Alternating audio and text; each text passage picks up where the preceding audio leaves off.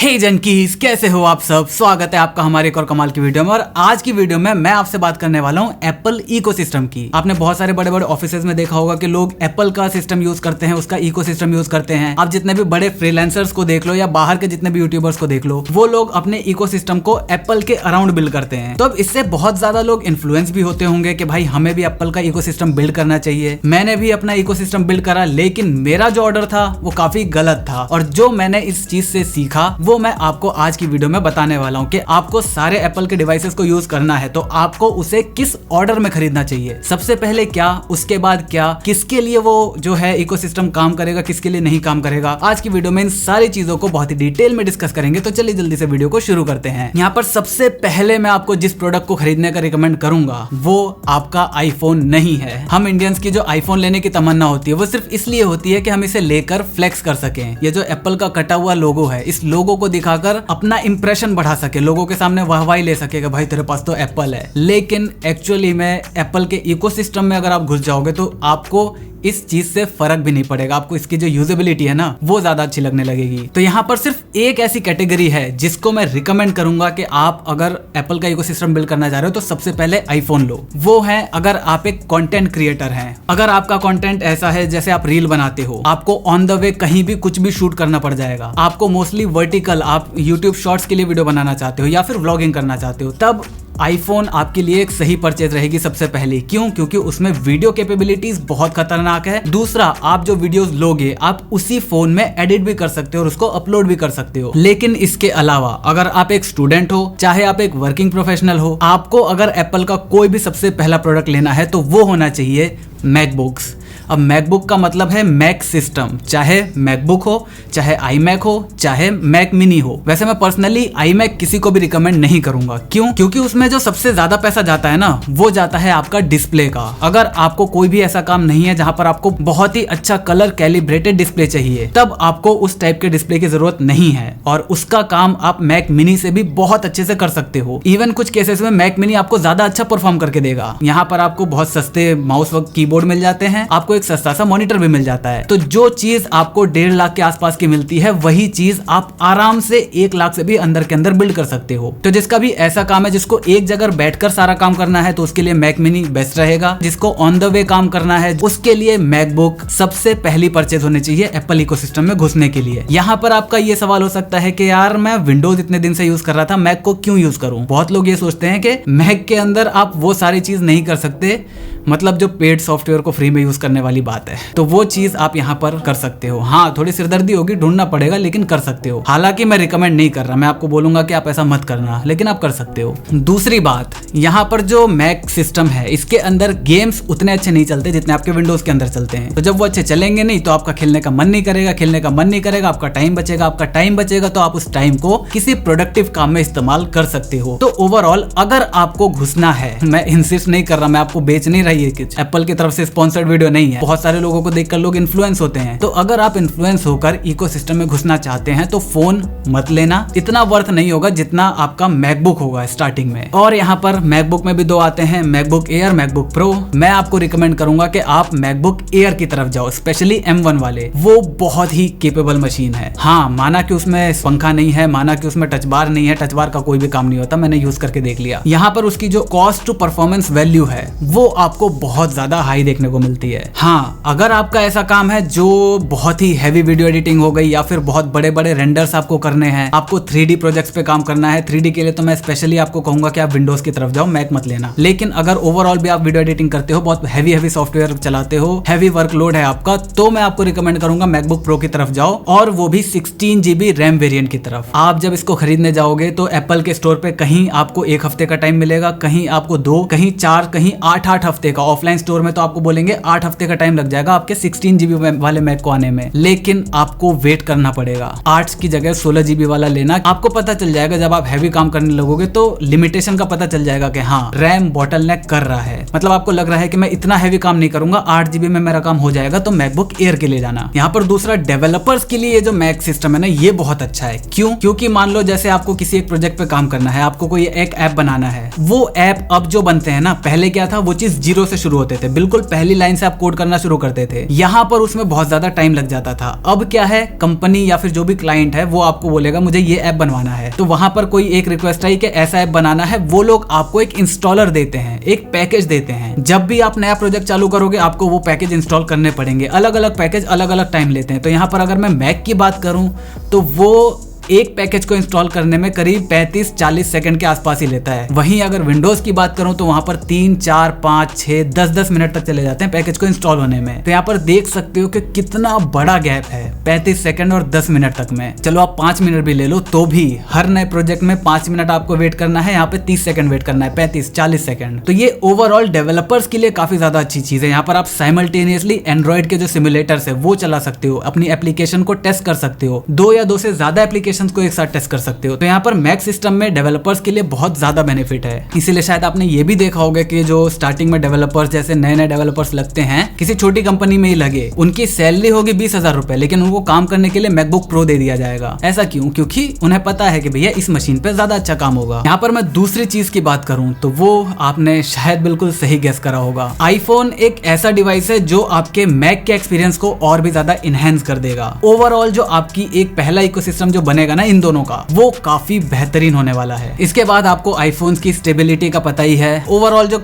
वो चीज है वो एंड्रॉइड के मुकाबले काफी ज्यादा बोरिंग है, लेकिन स्टेबल है। कॉस्ट ज्यादा है, लेकिन कॉस्ट की बात हम यहाँ पर नहीं करेंगे क्योंकि आप अगर एप्पल का कोई डिवाइस लेने जा रहे हो तो कॉस्ट की बात करनी बनती ही नहीं है। तो यहाँ पर आपको इसके बहुत सारे बेनिफिट देखने को मिलेंगे, जैसे यूनिवर्सल कॉपी पेस्ट। आप मान लो कि आप प्रेजेंटेशन तैयार कर रहे हो, आप अपने फोन में कुछ भी रिसर्च वगैरह करो, वहां पे आपको एक लाइन मिलती है जो कि आपको कॉपी करके अपने प्रेजेंटेशन में पेस्ट करनी है। तो आप डायरेक्टली अपने फोन के अंदर उसे कॉपी करो, बिना कुछ करे डायरेक्ट आप उस चीज को अपने मैकबुक में पेस्ट कर सकते हो। और इसका उल्टा भी हो सकता है, आप अपने मैकबुक में रिसर्च कर रहे हो, अपने फोन के अंदर कोई नोट बना रहे हो या फिर कोई प्रेजेंटेशन बना रहे हो, तो आप मैकबुक से कोई भी लाइन को कॉपी करके डायरेक्ट अपने फोन के अंदर पेस्ट कर सकते हो। तो ये एक बहुत बड़ी सिरदर्दी को कम कर देता है। बाकी दूसरे इकोसिस्टम में क्या है, आप यहाँ से कॉपी करो, उसको व्हाट्सएप करो, आप अपने कंप्यूटर के अंदर व्हाट्सएप खोलो, वहां से कॉपी करके फिर उसे पेस्ट करो। तो ये एक बहुत ही सीमलेस तरीका है मैक के अंदर। साथ ही साथ आप अपना कुछ काम कर रहे हो, कुछ नोट्स बना रहे हो, आपका कोई फोन आ जाता है, आपका फोन आपसे दूर रखा हुआ है, लेकिन मैक सिस्टम में इस सारा कुछ आपके iCloud से कनेक्टेड है। जैसे ही आपके फोन पे आएगा कॉल,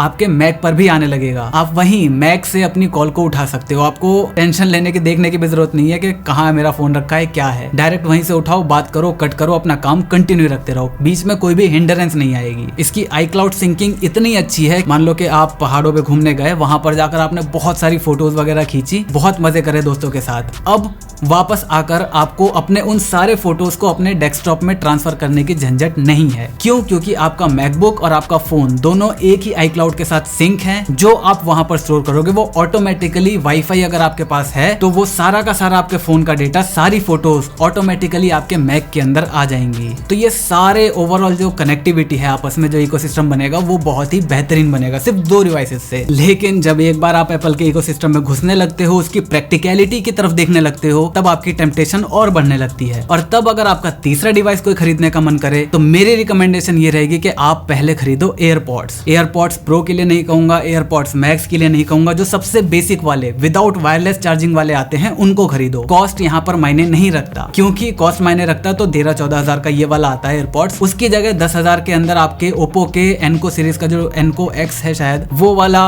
बहुत बेहतरीन काम करता है, उसमें एक्टिव नॉइस कैंसिलेशन भी है। 10,000 की रेंज में बहुत अच्छा है वो। सैमसंग के बड्स आते हैं, वो भी ठीक ठाक हैं, लेकिन मैं एप्पल रिकमेंड कर रहा हूँ क्योंकि ये आपके मैकबुक और आईफोन दोनों के साथ बहुत अच्छे से काम करेगा। जैसे सबसे पहला जो इसका फीचर है वो है ऑटोमेटिक स्विचिंग। आप अपने डेस्कटॉप पर काम कर रहे हो, डेस्कटॉप पर काम करते करते अचानक से आपका मूड करा कि यार अपने फोन के अंदर गाने सुनते हुए जाता हूँ, बाहर टहल के आता हूँ 1 मिनट के लिए, क्योंकि बहुत देर से आप काम कर रहे थे। अब यहाँ पर नॉर्मल ब्लूटूथ डिवाइसेस के केस में क्या होगा, पहले आप अपने डेस्कटॉप से डिस्कनेक्ट करोगे, अपने मोबाइल से कनेक्ट करोगे, उसके बाद आप गाने सुन पाओगे। ऑटोमेटिक स्विचिंग में सबसे बड़ी बात क्या है कि आप मूवी देख रहे हो, कुछ भी देख रहे हो अपने लैपटॉप पे, या फिर आपकी कोई ऑनलाइन मीटिंग चल रही थी, वहां पर आपने अपनी कॉल वगैरह अटेंड करके जब आप अपने फोन को उठाओगे, उसमें म्यूजिक प्लेयर पे जैसे ही बटन क्लिक करोगे, ऑटोमेटिकली आपका जो एयरपॉड्स है वो आपके फोन के साथ कनेक्ट होकर आपके गाने को बजाने लग जाएगा। तो ये जब तक नहीं था तब तक इसकी इतनी ज्यादा वो नहीं थी, लेकिन जब से ये आ गया है ना, इसने मतलब इतना ज्यादा ज्यादा वो कर दिया है, टाइम सेव कर दिया है, इतना एफर्ट्स बचा दिए हमारे कि अब भाई मैं तो अगर ये फीचर चला गया तो बहुत ज्यादा मुश्किल हो जाएगा मेरे लिए। और ये आपके जितने ज्यादा डिवाइसेस होंगे उतना ही ज्यादा अच्छे से काम करेगा, उतना ही ज्यादा आपको कंफर्ट देगा। और हाँ, मैं आपको पहले ही क्लियर कर दूं,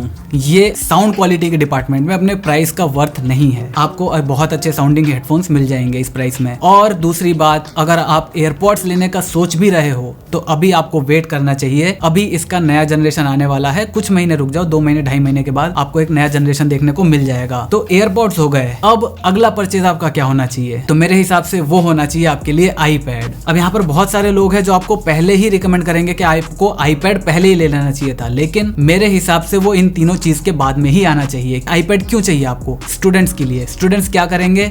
अपने नोट्स लेंगे और अपना जो वीडियो क्लास है वो करेंगे। वीडियो क्लास वो लोग फोन पे भी कर सकते हैं, मैकबुक पे भी कर सकते हैं। रही बात नोट्स लेने की, तो नोट्स आपको हमेशा कॉपी और पेज पर ही लेना चाहिए। क्यों मैं ऐसा कह रहा हूँ? क्योंकि जब आप पेन से उस पेपर पर लिखते हो, वो पेपर बिल्कुल स्मूथ तो होता नहीं है ग्लास की तरह, वहां पर कुछ खुरदरापन रहता है। जब आप लिखते हो तो जब वो फ्रिक्शन जनरेट होता है, उस फ्रिक्शन की वजह से जो वाइब्रेशन होती है, वो जो वाइब्रेशन आपके हाथों तक जाती है, आपके नर्व्स के तक जाती है ना, वो नर्व्स आपके ब्रेन से कनेक्ट रहता है। और इसीलिए लोग ये कहते हैं कि लिखी हुई चीज हमेशा याद रहती है। बचपन में क्या सुनते थे हम कि सुबह सुबह उठो, पढ़ो, जो भी याद करना है उससे लिख लिख के करो। तो इसी वजह से स्टूडेंट्स को मैं कभी भी रिकमेंड नहीं करूंगा कि आप आईपैड या किसी भी ग्लास बेस्ड नोटपैड पर लिखने की ट्राई करो। आप कन्वेंशनल जो पेपर पेन वाला सिस्टम होता है उसी का इस्तेमाल करो। रिसर्च की बात रही, वो आप लैपटॉप से कर सकते हो, फोन से कर सकते हो, ऑनलाइन क्लासेस आप उससे कर सकते हो, सारे काम आप उससे कर सकते हो। इसी वजह से मैंने आपको आईपैड पहले रिकमेंड नहीं करा। दूसरी बात, जिन लोगों को 3D डिजाइनिंग करनी है, आर्किटेक्चरिंग करनी है, जिनका ड्राइंग, पेंटिंग, इन सब का काम है, तो ऑब्वियसली उनको पता होगा कि पेपर और जो पेंट ब्रश है उसकी फील क्या होती है। जो एक आर्टिस्ट होता है उसके लिए पेंट ब्रश क्या है, उसको इस एप्पल की पेंसिल से कोई भी फर्क नहीं पड़ेगा। जब वो पेंट करेगा उसको फील ही नहीं आएगी, उसकी क्रिएटिविटी बाहर निकलेगी ही नहीं। तो इस वजह से भी मैं यही रिकमेंड करूंगा कि आईपैड आपके लिए उतना वर्थ नहीं है। मैंने आईपैड क्यों लिया था?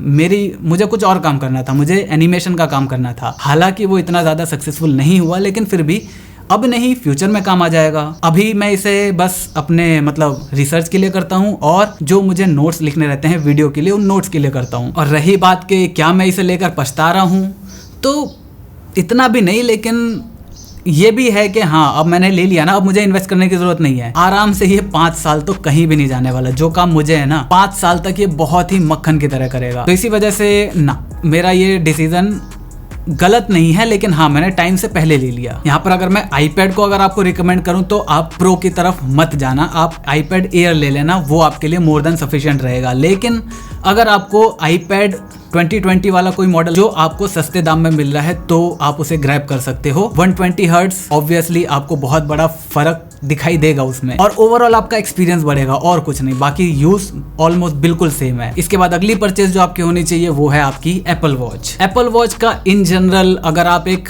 फिटनेस फ्रीक नहीं है, ये वॉच किसी भी काम की नहीं होगी। लेकिन अगर आप ऐसे हैं जो अपने एक एक कैलोरीज को काउंट करते हैं, बहुत अच्छे से अपनी डाइट का ख्याल रखते हैं, अपनी एक्सरसाइज का ख्याल रखते हैं, उसको मॉनिटर करना चाहते हैं, तो ये बहुत एक बेहतरीन डिवाइस होने वाला है। आपके स्टेप्स से लेकर आपके हार्ट रेट तक उसको बहुत ही एक्यूरेटली मेजर करेगा। एक्सपीरियंस आपका थोड़ा सा इनहैंस हो जाएगा। अब एप्पल वॉच की अगर मैं बात करूं तो ये आपने जो तीनों चीजें खरीदी हैं, इसको बहुत अच्छे से सप्लीमेंट करेगा। सप्लीमेंट का मतलब जो उनके पास करने की ताकत है उसको थोड़ा सा और बढ़ा देगा। यहाँ पर जैसे फॉर एग्जांपल आप सुबह सुबह मॉर्निंग वॉक पर गए, आपके जेब में आपका फोन है, आप कान में ईयरफोन लगा के गाने सुन रहे हो, कॉल आ जाती है किसी की, आप डायरेक्ट अपने फोन से कॉल उठा सकते हो, आपको फोन निकालने की जरूरत नहीं है, कुछ नहीं। कॉल कट हुई, आपका गाना कंटिन्यू हो जाएगा, गाना चेंज करना है यहीं से कर सकते हो, फोन की जरूरत ही नहीं निकालने की। यहाँ पर आप बहुत ज्यादा फोकस करके कुछ काम कर रहे हो, अचानक से किसी का टेक्स्ट आता है, वो टेक्स्ट जरूरी है या नहीं है वो तब तक आपको नहीं पता चलेगा जब तक आप देखोगे नहीं। आप अपना फोन उठाओगे, देखोगे, ये सारे की जगह आप ऐसे ग्लैंस करो, देखो किसका है। अगर वो इंपॉर्टेंट है आप यहीं से उसको रिप्लाई कर सकते हो। छोटा सा रिप्लाई करना है कि I am busy right now, बाद में करता हूँ, या जो भी है वो आप यहीं से रिप्लाई कर सकते हो। या फिर अगर आपको इसको इग्नोर करना है आप इग्नोर कर सकते हो। या फिर आप काम कर रहे हो, किसी को कॉल आ जाती है, आपको डायरेक्ट सिर्फ ये करना है, कॉल तुरंत बंद हो जाएगी, साइलेंट हो जाएगा सब कुछ। तो ये सारी चीज आपके सप्लीमेंट करेगी जो भी तीनों चारों डिवाइस आपके पास अभी तक हैं उनको। बाकी ओवरऑल अगर आप इसे एक घड़ी के पर्पज से लेना चाहते हो तो ये बिल्कुल भी वैल्यू फॉर मनी नहीं है। लेकिन वैल्यू फॉर मनी की बात करना ही क्यों है, क्योंकि हम एप्पल का इकोसिस्टम बिल्ड कर रहे हैं। अब मैं यहाँ पर अगर आपको आईफोन रिकमेंड करूं कि आपको कौन सा लेना चाहिए, तो वो होगा अगर आपको आईफोन XR कोई सेकेंड हैंड अच्छी डील में मिल रहा है 30,000 से नीचे, एक साल से थोड़ा सा ऊपर हुआ हो, बैटरी हेल्थ अगर 90 से ऊपर है चल जाएगा। तो अगर वो आपको 25, 26, 27 तक का मिल रहा है, 28 तक भी स्ट्रेच कर देना, उससे ज्यादा नहीं, 28,000 तक का मिल रहा है तो good to go iPhone XR। या फिर अगर आपको नया लेना है तो आईफोन 11 ही लेना, वो भी सेल्स के दौरान, क्योंकि वहां पर सस्ता मिल जाता है, करीब 48,000 तक आ जाता है वो। और मैं उससे नीचे तो कोई भी आपको फोन रिकमेंड नहीं करूंगा। और हाँ, अगर आपको अब लेना है तो 12 सीरीज का ले लेना, प्रो की तरफ मत ही जाना, क्या ही करोगे। टेलीफोटो लेंस हाँ कभी कभी काम में आ जाता है, लेकिन अगर आपको जो मतलब टेलीफोटो लेंस के बिना काम कर सकते हो तो आईफोन 12 भी आपके वो सारे काम कर देगा। डिस्प्ले का पहले इशू आता था, वो डिस्प्ले भी अब OLED कर दी गई है। प्रो मैक्स आपको थोड़ी सी और वैल्यू दे देगा, क्योंकि बड़ा स्क्रीन मिल जाएगा, एंटरटेन हो सकते हो आप, बड़ी स्क्रीन पे कंटेंट एंजॉय कर सकते हो। लेकिन हाँ, आईफोन 12 या फिर 11 या फिर सेकंड हैंड XR। अब अगर मैं आपको रिकमेंड करूं कि आपको कौन सी वॉच लेनी चाहिए, तो आपको सीरीज 3 बिल्कुल भी नहीं लेनी चाहिए। हाँ, माना कि उसमें नेक्स्ट वॉच अपडेट आ रहा है, लेकिन फिर भी मैं आपको रिकमेंड करूंगा कि आप सीरीज 3 की तरफ मत जाना। या फिर ऐसी, या फिर अगर आपको सेकंड हैंड जो मार्केट है वहां पर सीरीज 5 मिल जाता है तो वो भी ले सकते हो, 4 मिल जाता है तो वो भी ले सकते हो, लेकिन 3 तो बिल्कुल भी मत लेना। यहाँ पर इसके बाद आपके 2 मेजर वो बच जाते हैं, जो है आपका एप्पल टीवी और आपका होम पॉड। तो मैं आपको रिकमेंड करूंगा कि आप पहले एप्पल टीवी लेना, उसके बाद होम पॉड। एप्पल टीवी में आपको जो 4K है, फाइनली एप्पल ने 4K दे दिया है, तो नया वाला 4K ही लेना, पुराना वाला मत लेना। भले ही सेकंड हैंड में आपको अच्छी डील मिल रही हो, मत लेना। क्यों? क्योंकि फ्यूचर में देखो, आप बड़ी टीवी ही लेने वाले हो, बड़ी टीवी सस्ती भी होने वाली है, वो 4K में आने वाली हैं। तो अगर आप एप्पल टीवी एक बार ले लेते हो डिवाइस, तो वो लंबे टाइम तक चलता है, बहुत लंबे टाइम तक, 3, 4 साल, 5 साल आराम से चलता है। तो 4K ही लेना उसको, तभी वो जस्टिफाई करेगा आपकी जो आगे आने वाली टीवीज होंगी। और उसमें आपको A12 प्रोसेसर भी देखने को मिलता है, जो आपकी पिक्चर क्वालिटी को काफी हद तक इंप्रूव कर देगा। और इसका रियल लाइफ एग्जांपल भी बहुत सारे लोगों ने दिया है। क्वालिटी आपको काफी अच्छी देखने को मिलती है, और साथ ही साथ आप जो इकोसिस्टम है उसका तो इस्तेमाल कर पाओगे। ऑटोमेटिक स्विचिंग इसमें भी काम करती है, तो ये एक बहुत अच्छी बात है। और इसके बाद लास्ट में आपका होम पॉड, वो आपका वही हे सिरी, वैसे किसी काम की तो है नहीं इतनी ज्यादा, लेकिन फिर भी। तो बस मुझे उम्मीद है आपको ये बाइंग गाइड समझ में आई होगी। ये सारे सीक्वेंस जो है, इसी सीक्वेंस में अगर आप प्रोडक्ट्स को लेते हो तो आपके लिए ज्यादा बेनिफिट रहेगा। आप इस लोगो के चक्कर में नहीं पड़ोगे, आपको फर्क नहीं पड़ेगा ये लोगो है कि नहीं है, बस आपको ऑपरेटिंग सिस्टम यही मिलना चाहिए। तो मुझे उम्मीद है आपको ये वीडियो पसंद आई होगी, और ये सिर्फ उन लोगों के लिए है जिनको टेम्पटेशन होती है, या फिर जो फ्यूचर में सोच रहे हैं कि जब मैं कमाने लग जाऊंगा, जब मेरे पास अच्छा पैसा आ जाएगा, तब मैं एप्पल का इकोसिस्टम बिल्ड करूंगा, क्योंकि ये मेरा ड्रीम है। ड्रीम आपको फुलफिल करने चाहिए। पैसा क्या है यार, पैसा तो आता जाता रहेगा, ड्रीम इज इम्पोर्टेंट। तो यहाँ पर जब आप वो बिल्ड करोगे तो उस टाइम पर इस चीज को ध्यान में रखना। बाकी बिल्कुल भी ये जरूरी नहीं है कि अगर आप ये इकोसिस्टम बिल्ड नहीं करोगे तो आप कुछ मिस करोगे, नहीं। थोड़े से एफर्ट ज्यादा लगेंगे, लेकिन आप दूसरे इकोसिस्टम पे भी ये काम कर सकते हो, जो कि much much much cheaper than Apple ecosystem होगा। तो बस मुझे उम्मीद है आपको सारी चीज समझ में आ गई होंगी। अगर आपको वीडियो पसंद है, वीडियो को लाइक कर देना, चैनल पर नए हो चैनल को सब्सक्राइब कर देना, क्योंकि हम ऐसे ही ज्ञान बांटते रहते हैं। मैं मिलता हूँ आपसे अगले वीडियो में, तब तक जय हिंद, वंदे मातरम।